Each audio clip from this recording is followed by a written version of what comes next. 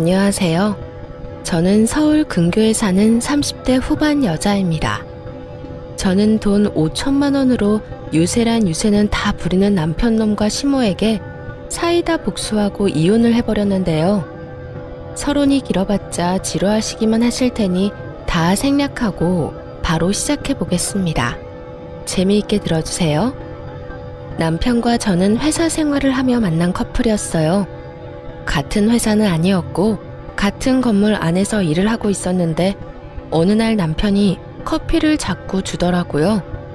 일주일 동안 맛있게 드시라며 커피만 주던 남편은 일주일이 지나던 날 저에게 연락처를 물어왔고 전 남편이 꽤 마음에 들었던 터라 연락처를 알려주게 되었죠.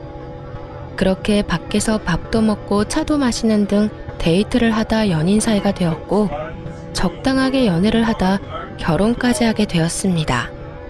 그저 행복하기만 했던 결혼 생활은 생각보다 짧았고 다른 환경에서 너무나도 다르게 살아왔던 저희는 다툼이 잦아졌어요. 여보, 밥 다 먹고 싱크대에 넣으라고 했잖아. 그냥 이렇게 두고 가면 누가 치워? 밥도 내가 차리고 설거지도 내가 하는데 당신 먹은 빈 그릇도 내가 치워야 해? 내가 당신 하녀야? 어떻게 이런 기본적인 것도 안 해? 진짜 깜빡했어. 치우면 되잖아. 그리고 좋은 말로 그릇 좀 치워. 이 한마디만 하면 안 돼? 입만 열었다 하면 애국가 1절부터 4절까지 할 태세로 잔소리를 해. 당신 때문에 내 귀가 멀게 생겼다고 하도 잔소리를 해대서.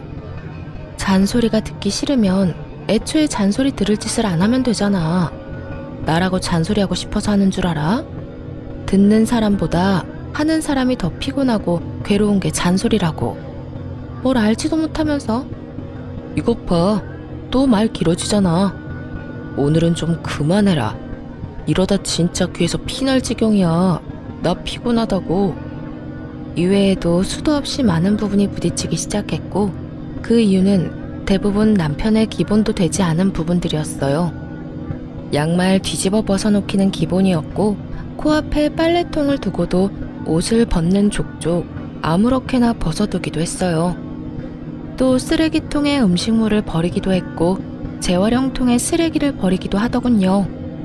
그럴 때마다 제가 무어라 하면 그 모든 말을 잔소리라고 하며 짜증만 내게 일쑤였고 다 알아서 한다며 회피형 대답만 하고선 정작 하지 않을 때가 더 많았죠. 피곤하다는 이유로 청소 한 번, 설거지 한 번을 하지 않는 남편을 보며 이러려고 결혼했나 회의감까지 들기 시작했어요. 가장 어이가 없고 화가 났던 것은 바로 집 유세를 부리는 것이었어요. 하물며 우리가 사는 집은 남편 혼자만의 힘으로 마련한 집도 아닌데 말이죠. 딱 5천만 원 더 낸 것으로 말끝마다 내 집 타령을 해대는 꼴이 참 기가 막히더군요. 역시 내 집이 최고야. 그렇지 않아? 당신은 모르겠구나. 당신 명의로 된 집은 없으니까. 명의는 당신 명의라도 이 집 우리 반반 내서 마련한 거 잊었어? 왜 계속 그런 식으로 말해? 당신이 그러니까 나 기분 나쁘려고 해. 반반은 아니지.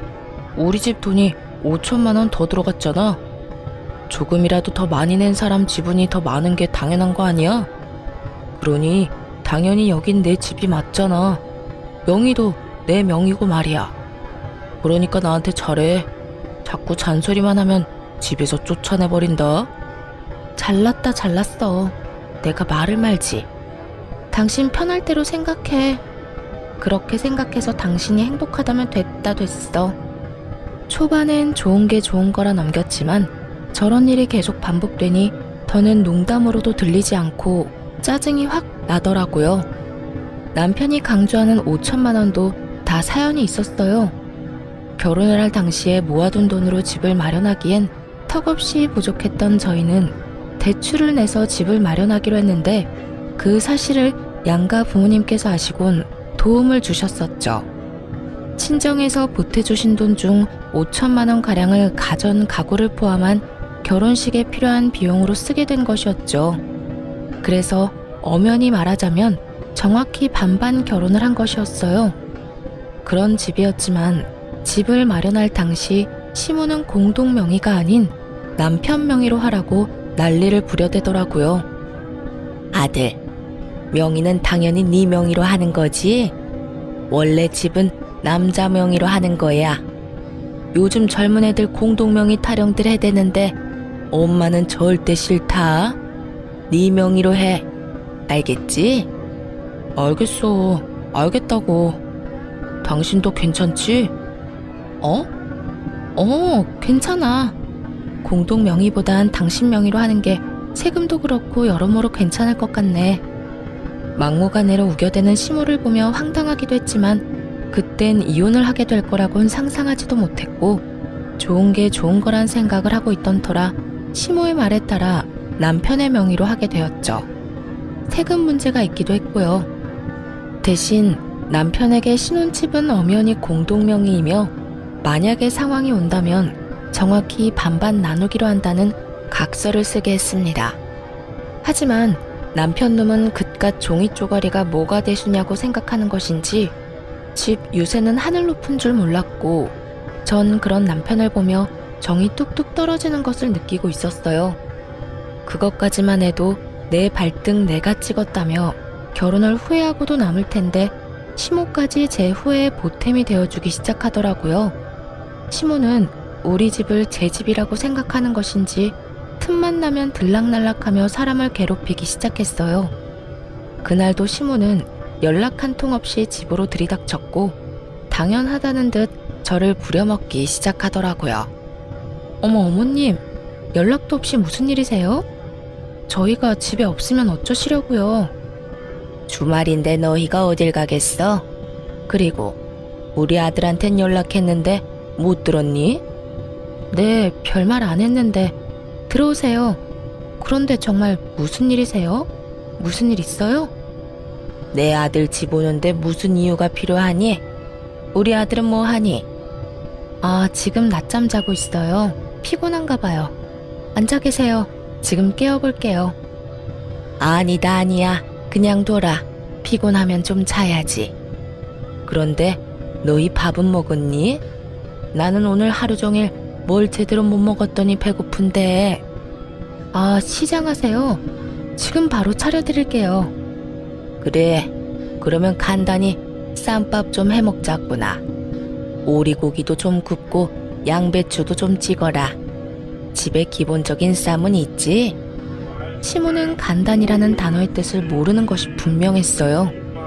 물론 시모에게 차려주는 밥상이니 찌개찜은 다시 끓일 생각이었지만 나머진 냉장고에 있는 반찬을 내놓으려 했거든요.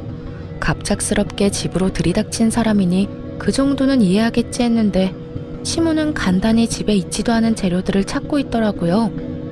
어머님, 오리고기는 없고 삼겹살은 있어요. 쌈도 상추 깻잎은 있는데 양배추는 없고요. 너 회사 생활한다고 살림을 아무렇게나 살고 있는 거 아니니? 어떻게 가정집에 그 기본적인 것도 없니? 언제부터 그런 것들이 가정집에서 기본적으로 갖춰야 할 재료들이 된 것인지 알 수가 없더라고요.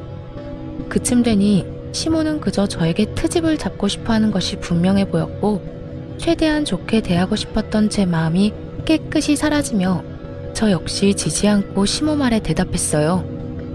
네, 저희 집엔 그런 찬들이 기본은 아니라서요. 그리고 어머님도 아시다시피 냉장고에 이것저것 쌓아두면 뭐하나요? 신선도만 떨어지고 아차 하는 순간 상해서 버리기밖에 더 하겠어요? 일단 오늘은 그냥 드시고 다음에 연락하시고 오시면 오리고기 준비해 드릴게요. 양배추도요. 그래, 너 잘났다. 잘난 며느리 잘 둬서 밥 한 끼 얻어먹는 게 이리도 눈치가 보이는구나. 그리고 너 아까부터 연락 타령을 해대는데 이 집 엄연히 내 집이기도 하지 않니? 이 집에 들어간 내 돈이 얼만데 아까부터 연락 타령인 거야. 넌 네 집에 갈 때 연락하고 가니? 남편이 누굴 닮아 그 모양인가 싶었더니 시모가 남편과 똑같은 말을 하더라고요. 저는 이번에야말로 확실히 집어줘야겠다는 생각을 했고 시모를 똑바로 바라보며 이렇게 말했어요. 어머님, 이 집이 왜 어머님 집이에요? 엄연히 저희 부부 집이죠. 어머님 돈만 들어간 거 아니고 저희 부모님 돈도 그 못지않게 들어갔어요. 어머님 말씀대로라면 저희 부모님도 이 집에 막 오셔도 되겠네요? 제 말에 시모는 펄쩍 뛰며 이렇게 말하더라고요. 그건 아니지. 이 집 살 때 우리가 5천 더 보탠 거 잊었어? 그러니까 이 집에 대한 권리는 우리한테 더 있다고. 거기에다 이 집 명의도 내 아들 명의인 거 잊었어? 그런 내 집, 내 아들 집에 네 부모들이 왜 와? 내 아들 불편하게. 절대 난 그 꼴은 못 본다. 그 빌어먹을 5천만 원. 할 수만 있다면 시모의 입에다 던져주고 싶은 심정이었어요. 도대체 어느 나라 계산법에 따라 계산을 하면 저딴 결론이 나올 수가 있는 것인지 궁금해지더라고요. 전 다시 한번 정확히 반반 결혼임을 시모에게 말해주었습니다. 그 5천만 원 덜 들어가게 된 것도 이 집에 들인 가전 가구, 저희 결혼에 쓰인 여러 가지에 쓴다고 그렇게 된 거예요. 남편도 동의했고 그중 남편이 쓴 돈도 많고요. 그러니까 엄연히 이 집은 반반 보태서 마련했다고 볼 수 있죠. 그러니 저도 이 집에서 편해야 하지 않겠어요? 남편이 저희 부모님 오면 불편한 만큼 저 역시 어머님이 이런 식으로 오셔서 어머님 집인 양 들쑤시고 다니면 불편하고 힘들어요. 그러니까 연락하시고 오세요. 서로 좀 편하게 살자고요. 시모는 제 말에 얼굴을 붉히기 시작하더니 대바라진 X라는 말을 하고선 집으로 돌아가 버리더군요. 이런 일이 있고 난 후 시모는 저의 말에 잘 따라주더라고요. 너무 잘 말이죠. 시모는 집으로 오고 싶을 때마다 연락을 했고 그 연락의 빈도는 일주일에 5번 정도가 되었죠. 그쯤 되니 매번 거절하는 것도 힘든 상태가 돼버렸고 이리저리 변명을 해도 남편에게 연락을 해서 찾아와 버리더라고요. 그나마 다행이라고 할 수 있는 것은 남편 놈이 평일엔 오지 말라고 해줬다는 것이었어요. 하지만 주말엔 온다는 시모를 막지 않았고 그렇게 부부간의 주말은 없는 것이나 마찬가지였습니다. 시모가 오는 주말은 쉬어도 쉬는 게 아니었어요. 아침 대바람부터 찾아와 저녁 늦게나 돼서 돌아가니 곤욕도 그런 곤욕이 없더라고요. 삼시세끼를 매번 다르게 차려야 하는 것은 물론이고 간식, 과일, 때론 생과일 주스까지 직접 만들어 대령하라고 하니 없는 당직이라도 만들어 회사에 출근하고 싶은 심정이었어요. 그렇게 한 달이 지나가던 어느 날 시모에게 또 전화가 왔고 언제나 그렇듯 또 오겠다고 하더라고요. 결국 전 폭발을 해버렸고 남편에게 화를 내버렸어요. 엄마, 내일 또 온대. 엄마도 많이 적적하신가 보네. 매주 이렇게 우리 집에 오는 거 보니까 말이야. 황당하더라고요. 시모가 혼자 있는 것도 아니고 시부가 버젓이 살아계시는데 적적함이라는 단어가 왜 나오는지 이유를 알 수가 없더라고요. 적적? 지금 적적하다고 했어? 아버님도 계시는데 적적하긴 뭐가 적적하시다는 거야. 아니, 당신 말대로 적적하시다고 해도 이건 아니지. 어떻게 매주마다 결혼한 아들 집에 올 수가 있어? 해도 너무하잖아. 너무하긴 뭐가 너무하냐? 외롭고 심심하면 아들 집 올 수도 있는 거지. 당신이야말로 너무한다 생각 안 해? 다른 사람도 아니고 부모님이 자식 집에 와서 시간 좀 보내겠다는데 이렇게 싫어하는 건 좀 아니지. 부모님이 한평생 우리 곁에 계시는 것도 아닌데 있을 때 잘해드려야 할 거 아니야. 돈 드는 것도 아니고 그저 집에 와서 시간 좀 보내고 싶다는데 그냥 그러려니 하고 넘어가. 그러려니? 당신 같으면 그러려니가 되겠어? 나 지난 한 달 동안 주말에 단 하루도 못 쉬었어. 하루가 뭐야? 깨어있는 시간 내내 제대로 쉬지도 못했다고. 당신만 회사 다니니? 나도 회사 다녀. 나도 일하는 사람이라고. 나도 주말에 쉬어야 하는데 어머님 때문에 제대로 쉬지를 못하고 있다고. 그런데 그러려니? 말이면 다인 줄 알아? 좀 적당히 좀 해. 적당히. 무슨 여자가 입만 뗐다 하면 말이 길어져? 적당히 할 줄을 몰라? 내가 일해서 엄마 온다고 할 때마다 그냥 오라고 하는 거야. 엄마라도 와야 당신이 조용하니까. 그제야 남편놈이 죽어라 시모를 집에 오게 한 이유를 알겠더라고요. 아니, 잔소리를 하고 싶어서 하는 사람이 세상 천지 어디에 있나요? 다들 알다시피 잔소리를 듣는 사람도 피곤하겠지만 잔소리를 하는 사람도 그 못지않게 피곤하고 감정이 상하는데 남편은 전혀 그런 생각은 하지도 않고 그저 제 잘못으로 몰아가고 있더라고요. 뭐? 당신 지금 그걸 말이라고 해? 내가 틀린 말 했어. 당신 잔소리 심하게 하잖아. 그러니까 우리 엄마 오는 게 싫으면 잔소리 좀 하지 마. 그러면 우리 엄마 보고 오지 말라고 할 테니까. 남편은 도리어 저에게 화를 내며 저만 이상한 사람으로 몰아갔고 저는 이런 순간마다 이혼이라는 단어가 절로 떠오르게 되었어요. 하지만 그때마다 이런 걸로 이혼까지 해야 하나 하는 생각이 들기도 했고 바보 같은 미련 때문에 이혼을 쉽사리 결정할 수도 없었어요. 그렇게 피곤한 일상을 보내던 어느 날 친정 부모님께서 연락이 왔더라고요. 딸, 어디야? 집이야? 엄마, 나 집인데 왜? 오려고? 아빠랑 볼일 보러 나왔는데 마침 근처라서 잠시 들려도 될까 해서 전화했지. 너희한테 줄 것도 있고 해서 말이야. 혹시 피곤하니? 아니, 피곤하기는. 얼른 와요. 기다리고 있을게. 집으로 오신 부모님은 양손 가득 먹거리와 함께 영양제 등 몸에 좋은 것들을 사가지고 오셨고 전 이런 부모님을 그냥 보내기가 싫어 식사를 하고 가시라고 했어요. 부모님도 저희 집에 처음 오셨던 터라 구경도 할 겸 시간을 보내다 가겠다 하시더라고요. 저는 부모님과 대화를 나누는 와중에도 온 신경이 안방에 가 있었어요.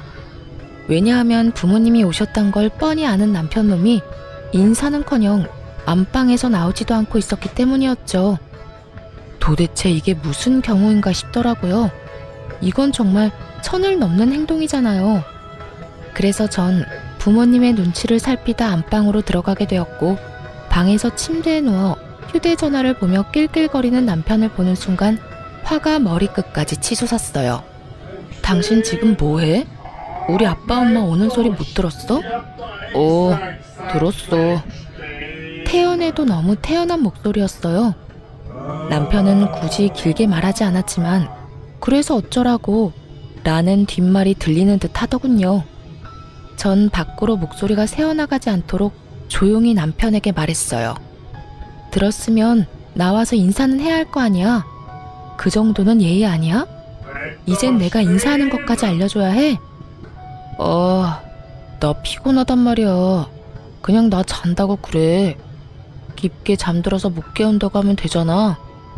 정 안 되겠으면 그냥 나 없다고 그래. 내가 아예 안 나갈 테니까. 당신 지금 그걸 말이라고 해? 아무리 피곤해도 우리 아빠 엄마가 왔는데 인사도 안 할 수가 있어. 불편한 걸 어떻게 해? 나 불편한 거 싫단 말이야. 주말엔 마음 편히 쉬어야 평일에 또 열심히 일할 거 아니야. 근데 오셨으면 주실 것만 주시고 가면 되지. 식사는 또 왜 하고 가신다는 거야? 아니, 애초에 주말에 찾아오신 거부터 좀 아니지. 너 진짜 말 다 했어? 네 엄마가 주말마다 찾아와서 삼시세끼 다 먹고 가는 건 되고 우리 부모님은 아예 와서도 안 된다는 이 말이니? 딸이랑 아들이랑 같아? 딸은 시집가서 출가 외인 아니냐. 여전히 침대와 한몸이 되어 입만 살아 움직이는 남편을 보는데 머리털을 다 뽑아주고 싶었어요. 이기적인 논리로 개소리를 하는 남편에게 하고 싶은 말은 많았지만 이야기가 더 길어지면 밖에 계신 부모님이 눈치를 채실 것 같더라고요. 그래서 전 남편을 두고 방에서 나왔고 부모님께는 남편이 피곤하다며 대충 얼버무렸습니다. 남편이 많이 피곤한가 봐. 요즘 회사 일이 바빠서 오늘 아침까지 집에서 일하다가 좀 전에 잠들었거든. 그래서 그런지 깨워도 못 일어나네. 그냥 자게 두고 우리끼리 맛있는 거 먹자. 나중에 일어나면 전화하라고 할게. 아유, 전화도 됐어. 피곤하면 자야지. 밥이야 맨날 먹는 건데 뭘. 그냥 자게 두고 나중에 일어나고 큰 소리 내지 마. 엄마의 말을 듣는데 부모님께 더욱 죄송해지더라고요. 이때껏 제가 너무 바보처럼 참고 살아 남편이 우리 부모님까지 무시하나 하는 생각이 들기도 했고요. 그렇게 시작된 식사 자리, 마냥 좋을 순 없는 상황이었죠. 저는 저대로 웃고는 있는데 웃는 것이 아니었고, 부모님은 부모님대로 눈치를 살피시느라 밥을 씹지도 않고 삼키고 계셨고요. 그렇게 눈코 뜰 새 없이 식사를 마친 부모님은 서둘러 돌아가 버리시고 저는 그간 참아왔던 분노가 터져버렸어요. 당신 진짜 해도 너무한다. 우리 부모님을 무시해도 정도가 있지. 어떻게 진짜 안 나와볼 수가 있어? 당신 이거밖에 안 되는 인간이었어? 내가 뭘 어쨌다고 그래. 내가 피곤하다고 안 나간다고 했잖아. 장인어른 장모님이 뭐라고 하신 것도 아니고 식사 잘하시고 가셨으면 된 거 아니야? 당신이 보기엔 잘 드시고 가신 것 같아? 국 반찬은 그대로 있고 밥만 드시더라. 그 밥도 제대로 씹지도 않고 삼키시고.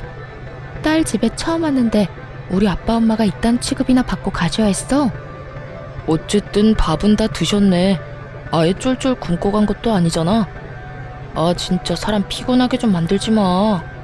뭘 잘한 게 있다고 화를 내는 남편 놈을 보며 저 역시 참지 않고 쏘아붙였어요.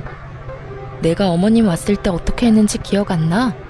나도 피곤하고 힘든데도 삼시세끼 다 해드리고 간식에 과일까지 다 대접해드렸어.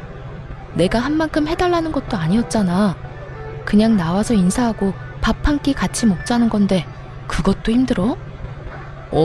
힘들어. 솔직히 말해서 나 당신 부모님들이랑 마주보고 밥 먹는 거 불편하고 힘들어서 너무 싫다고. 그리고 내가 우리 엄마 왔을 때 그렇게 해달라고 했냐? 당신이 착한 며느리병 걸려서 알아서 다 한 거 아니야? 혼자 미움받기 싫어서 다 해놓고선 이제 와서 왜 나한테 이래? 그렇게 싫었으면 당신도 나처럼 아예 방에서 안 나오면 되는 거잖아. 사랑하는 남자의 부모님이기에 잘 대접하고 싶었던 저의 마음을 착한 며느리병이라고 하더군요. 그런 남편의 비수꽂는 말을 듣는데 제 마음속 무언가가 와장창 깨지는 느낌이 들었어요. 착한 며느리병? 당신 정말 그렇게 생각하고 있었어? 와, 진짜 내가 기가 차서 말이 안 나온다. 난 있잖아. 착한 며느리병도 아니고 칭찬받고자 한 일도 아니었어. 난 그저 내가 사랑하는 남편의 부모님이니까 내가 힘들고 지쳐도 할 수 있는 것까진 최선을 다해 대접해드리고 싶어서 그랬던 거라고. 그러니까 누가 그렇게 하라고 했어? 앞으로 하지 말라고. 그렇게 힘들고 지치는데 왜 해? 당신 바보야? 바보? 그래, 당신 말이 다 맞네. 내가 바보였네. 알겠어.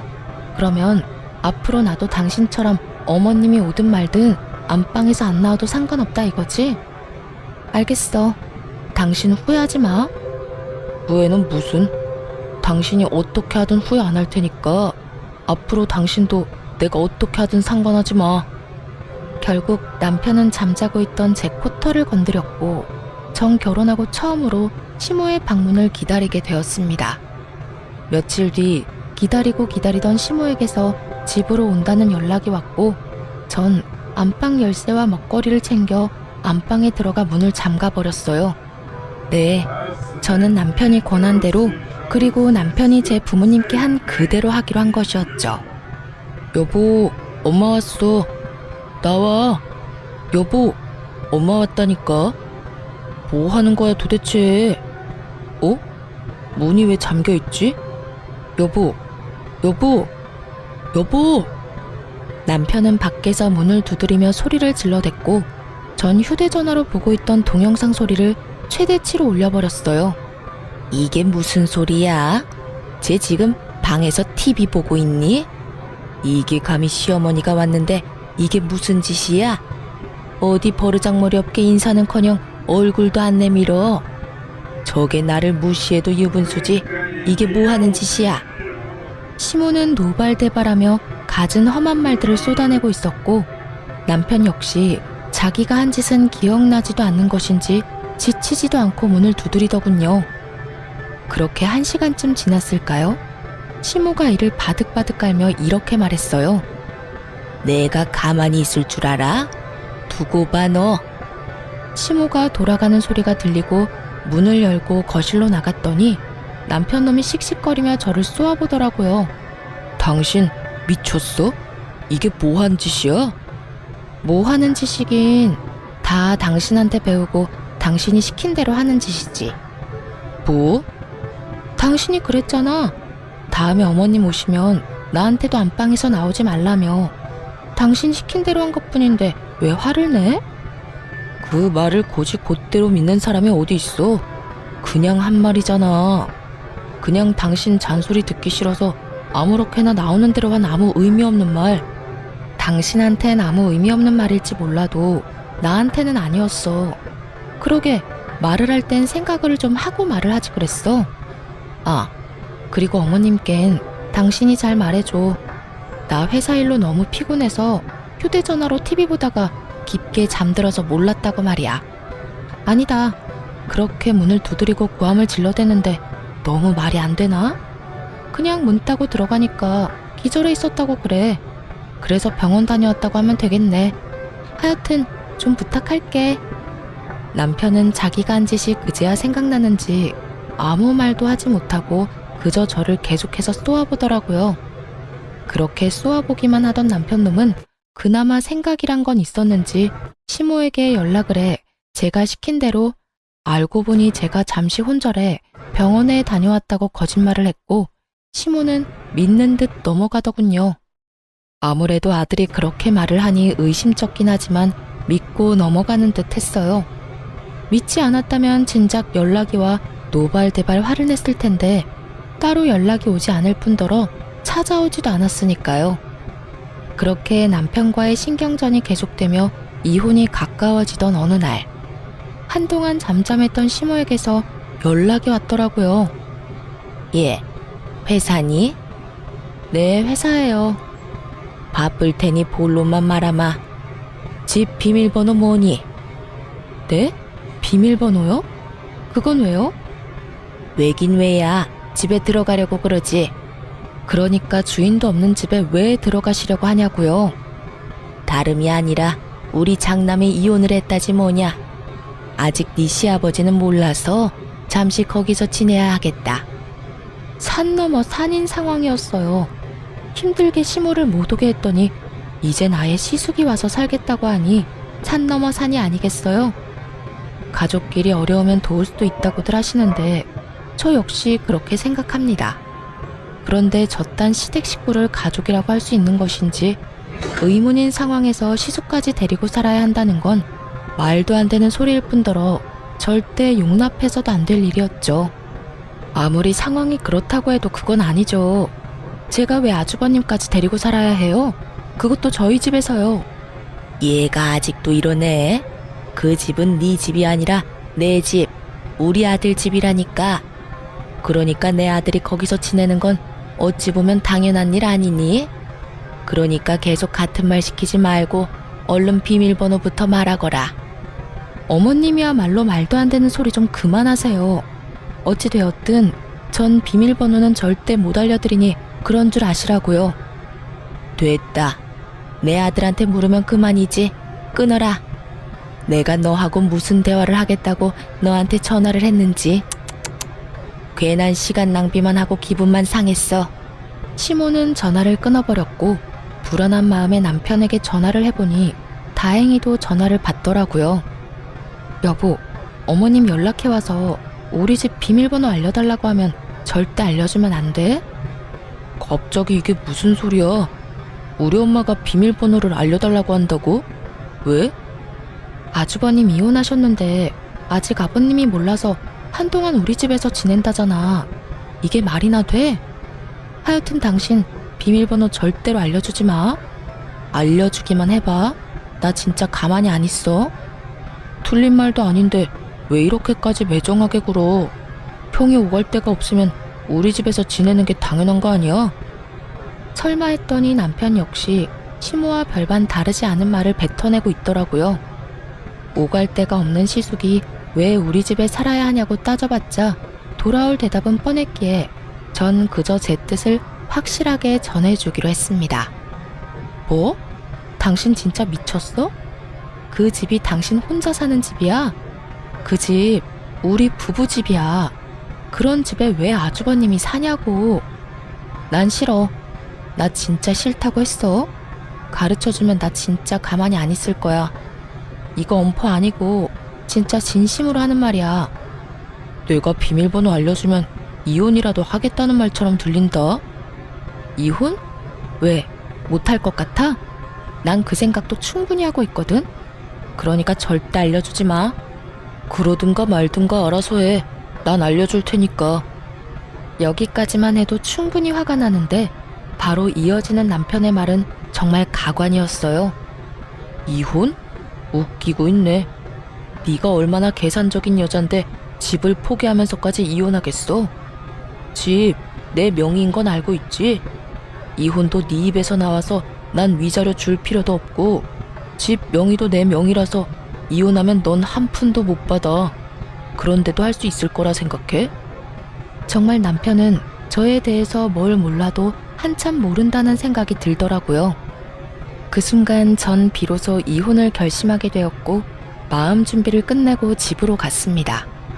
집에는 예상대로 남편 시숙 시모가 웃으며 TV를 보고 있었고 저를 본 시모는 숨쉬듯 자연스럽게 밥을 하라고 하더군요. 저는 무건수행을 하듯 아무 말도 하지 않은 채 밥을 차렸고 그런 저를 보며 시모는 제가 들으라는 양 큰 소리로 이렇게 말을 하더라고요. 진작 저렇게 고분고분하게 굴었으면 얼마나 좋았을 거야. 구박은 구박대로 받고 일은 일대로 하고 다 자기가 이 사태를 만든 거지 뭐. 하여튼 저리 현명하지 못하니 저 고생을 하는 거 아니겠어?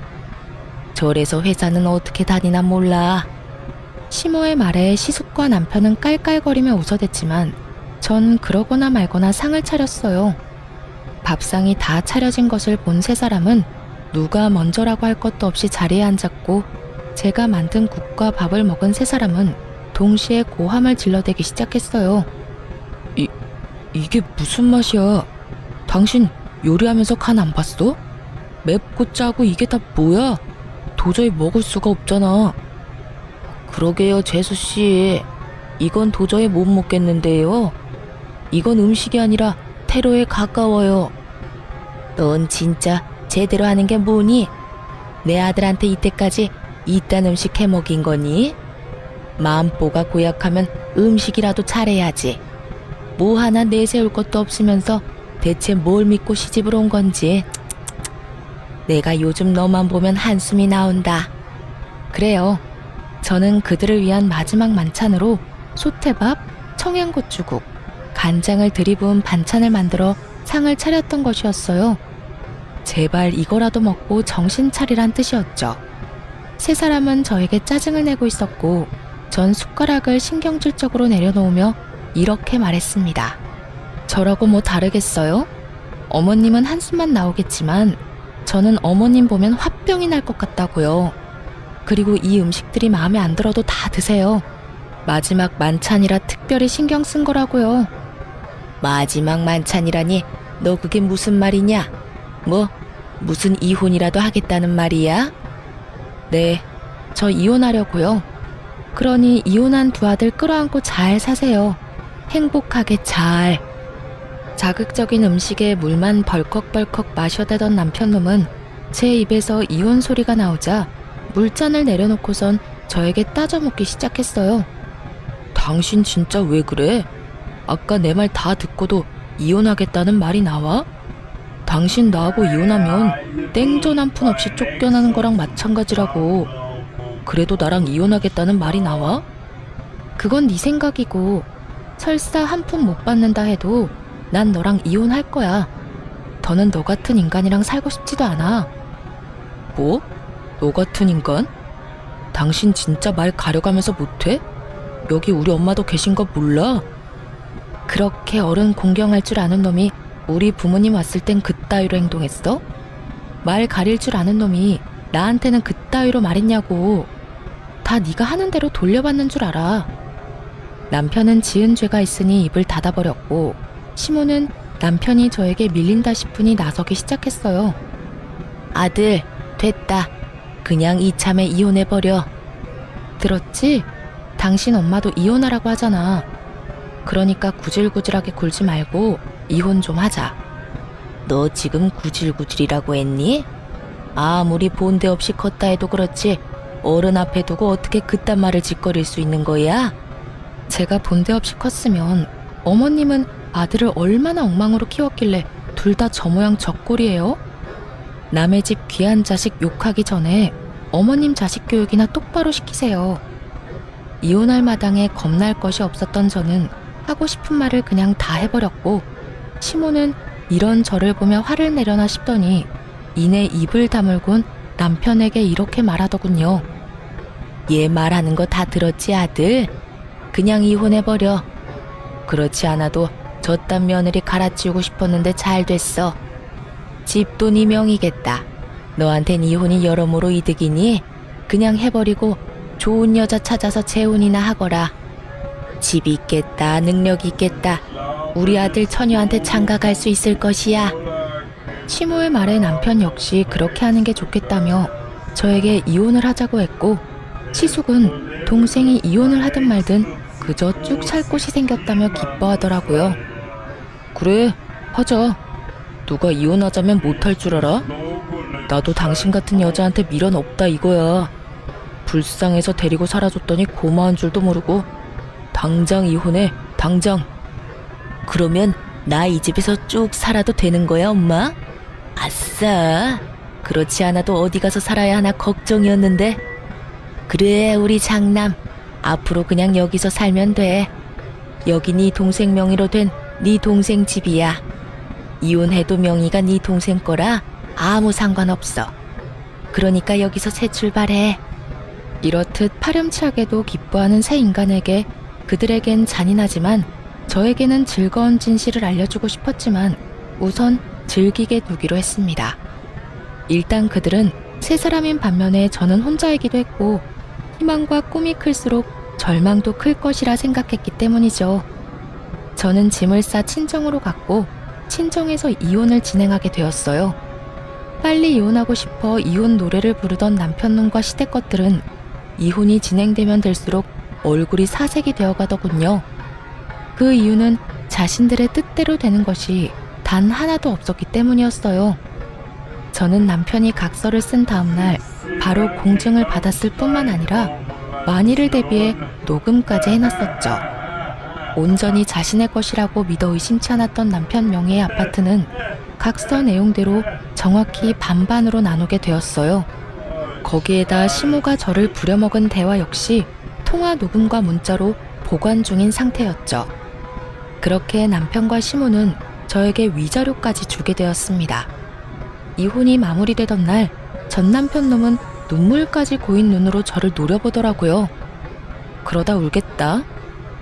지금 안 울게 생겼어? 아파트에 위자료까지. 생각지도 못한 돈이 너한테 다 들어가게 생겼는데. 생각지도 못했다는 사실이 난 놀랍다 놀라워. 내가 보탠 돈이 있는데 그깟 명의 하나 때문에 다 네 몫이 될 거라 생각했어? 착각도 그 정도면 병이고 욕심이 과하면 탈이 나는 법이야. 그러니까 앞으론 그딴 심보 버리고 착하게 좀 살아라. 전 남편은 끝까지 저를 노려봤고 전 콧노래를 부르며 이혼을 할 수 있었습니다. 저의 복수는 이것이 끝이 아니었어요. 오히려 이제부터가 시작이었죠. 전 이혼을 진행하며 전 시부에게 전화를 걸어 전 시숙을 이혼 사실과 함께 전 남편과 이혼하게 된다는 사실 역시 알리며 이혼 사유에 대해 낱낱이 밝혀버렸어요. 시부는 머리 끝까지 화가 나 집을 살 때 보태주셨던 모든 돈과 지원을 끊어버림과 동시에 세 사람을 집에서 쫓아내버리고 전 시모와 이혼을 진행 중이라고 하더군요. 평소에도 전 시부는 전 시모가 아들들 사람에 지나치게 개입하며 며느리들을 괴롭히는 모습을 보며 하지 말라고 여러 번 경고했는데 전 시모는 그 말을 전혀 듣지 않았던 것이죠. 알고 보니 전 시숙 역시 전 시모의 개입 때문에 이혼을 하게 되었고 저 역시 비슷한 이유로 이혼을 하게 되었으니 더는 그런 전 시모와 함께 살고 싶지도 살 이유도 없다고 하시더라고요. 전 시모가 이혼할 처지에 놓이자 전 남편이 급했는지 전화가 다 왔더라고요. 야, 너 진짜 미쳤어. 우리가 이혼했으면 끝난 거지. 왜 우리 아버지한테까지 전화해서 이 사달을 만들어? 지금 너 때문에 우리 엄마까지 이혼하게 생겼다고. 어떻게 책임질 거야? 그렇지 않아도 아버님께서 그러시더라. 집에서도 쫓겨났다며? 어떡하니? 셋 다 돈도 없을 텐데 집에서도 쫓겨났으니 이제 오갈 데 없는 거지꼴이겠네. 너 지금 말 다 했어? 왜? 내가 틀린 말 했어? 맞잖아. 오갈 데도 없는데 돈도 없으면 그게 거지지. 거지가 뭐 별건가? 나한테 이럴 시간에 저렴한 월세방이라도 찾아봐. 나이 지긋한 네 엄마하고 이혼한 네 형이랑 언제까지 밖에서 살 순 없을 거 아니야.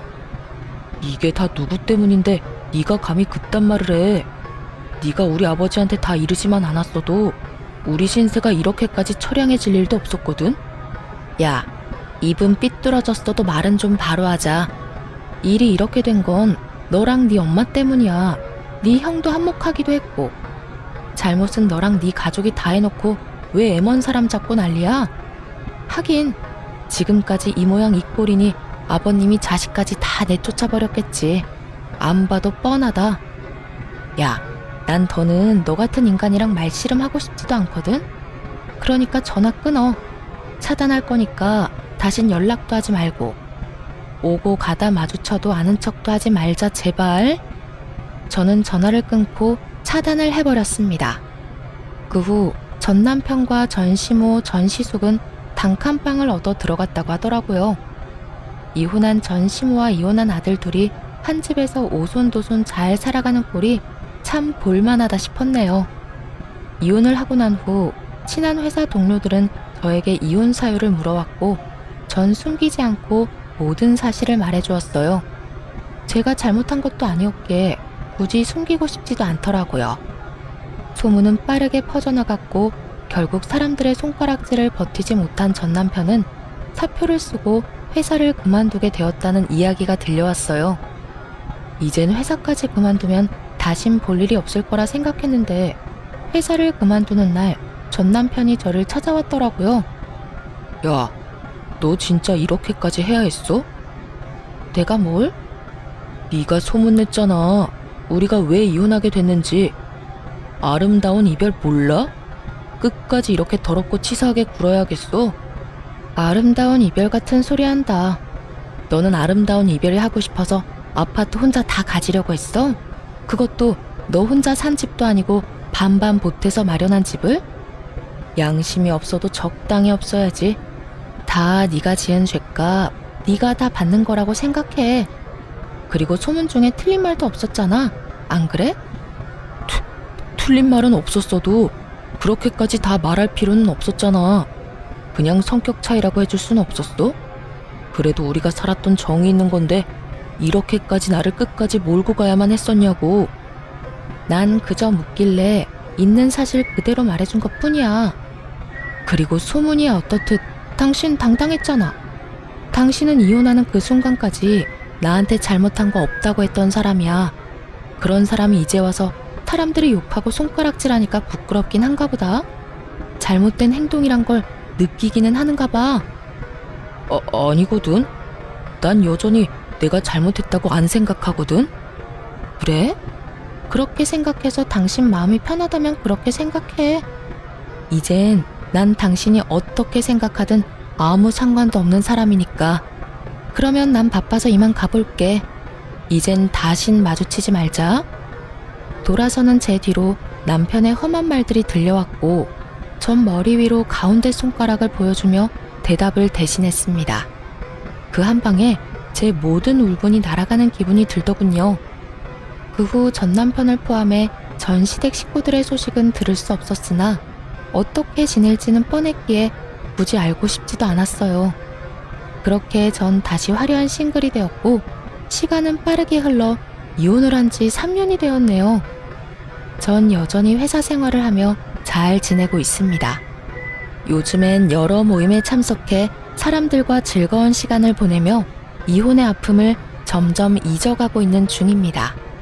남편에 대한 미련은 없다고 하나 이혼을 마음먹게 되었던 과정부터 이혼을 하게 되는 과정까지 너무 힘든 일의 연속이었기에 처음엔 참 많이 힘이 들더라고요.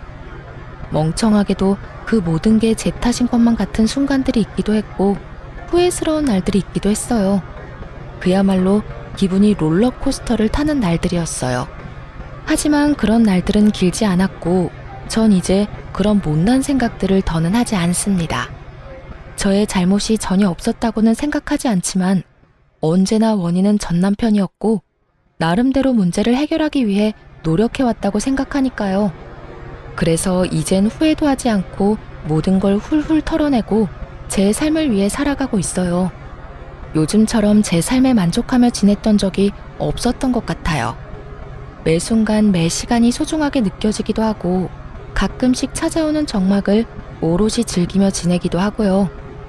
요즘엔 이혼이 내가 한 결정 중에 가장 잘한 결정이라고 느낄 만큼 행복하게 잘 살고 있어요. 혹시 사연을 듣고 계신 분들 중에 저처럼 남편과 시댁 때문에 이혼을 고민하고 있는 분이 계시다면 이런 말을 해드리고 싶어요. 이혼 쉬운 결정이 아닌 것은 분명합니다.